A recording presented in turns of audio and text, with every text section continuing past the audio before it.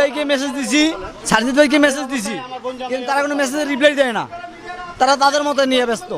এই 11 মাসে কোনো সরকারি দল, কোনো একটা সমন্বয়ক কারো চেহারা দেয়নি এখানে।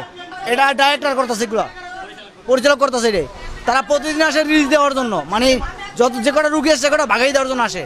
তারা বলতেছে মিনিস্ট্রি থেকে ফোন করছে, কোনো রুগী রাখা যাবে না। আমরা কই যাব? আমাদের যে পায়ের অবস্থা, কই যাবো আমরা?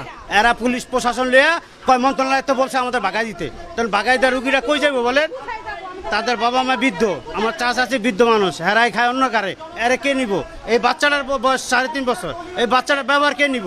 এই যে আমি এনে খাটতে সকালতে, আমার পরিবারের অবস্থা তো খারাপ। কোন এই যে এইভাবে যদি চলে তা কেমন হইব? এর জন্য কি এরা যুদ্ধ করছে?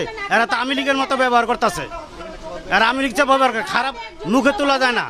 তারা বলতেছে এখন তাদের রাখবে না, উপর মহলতে বলছে আমাদের রাখবে না। ডিরেক্টর খেদাই দিতেছে পুলিশ দিয়ে। এখন আমাদের কি হবে? চিকিৎসাও তো, হাঁটতেও তো পারে না রোগী। এখন আমরা সব কিছু বিছনায় করে, বাথরুম গোসল তো করতেই পারে না, সব বিছনায় করে, হাঁটতেও পারে না। এখন আমি তার নিয়ে কোথায় যাব? আমাদের এটা তো হলো অপারেশনের হাসপাতাল, দেশের সর্বোচ্চ প্রতিষ্ঠান। এখানে তো ধরেন একটা রোগীর আমাদের চিকিৎসা শেষ, আমাদের এন্ড থেকে অপারেশন হয়ে গেছে, এখন রোগীর হয়তো লং টার্ম একটা ব্যায়াম করতে হবে।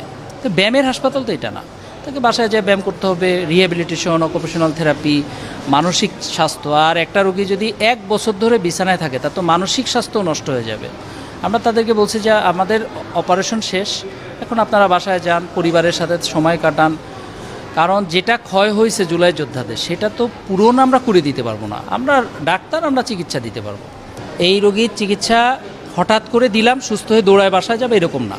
এই রোগীর চিকিৎসা বছর লাগতে পারে, 2 বছর, 4 বছর, 5 বছর লাগতে পারে, এমনকি আজীবনের জন্য কিছু কিছু ওদের লিমিটেশন থাকতে পারে। এটা ওরা যেটা বলতেছে না যে আমাদের চিকিৎসা 11 মাস ধরে কী চিকিৎসা হচ্ছে, চিকিৎসা তো চলতেছে, কন্টিনিউয়াস প্রসেস।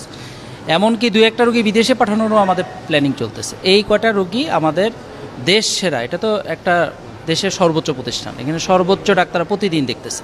আজকেও পরিচালক স্যারের নেতৃত্বে রাউন্ড হয়েছে, প্রতিনিয়ত আমরা প্ল্যানিং করতেছি কি করা যায়। আমাদের সর্বোচ্চ চিকিৎসা আমরা দিছি। এটা ভাঙাটা এমনই ভাঙা যে এটা সময় লাগবে। এখন তাদের অভিযোগ কি ভিত্তিহীন বা আপনার কাছে কি মনে হয়? তারা অভিযোগ করেছে যে আমরা চিকিৎসা পাচ্ছি না প্রপার। রোগী আর যে ডাক্তার, আপনার চাহিদা আর আমার দেওয়ার ক্ষমতা, দুইটার মধ্যে তো গ্যাপ থাকবেই। গ্যাপ না থাকলে তো অভিযোগ আসতো না। উনি তো চাচ্ছে যে আমাকে এমন একটা চিকিৎসা দিক যাতে আমি এখনই আবার দৌড়ায় বাসা যেতে পারি। আমাদের তো সেটা লিমিটেশন আছে, ওনাকে তো সেটা বুঝাইতে পারতেছি না যে আপনার যে ভাঙা, এই ভাঙা এমন কি ভালো নাও হইতে পারে।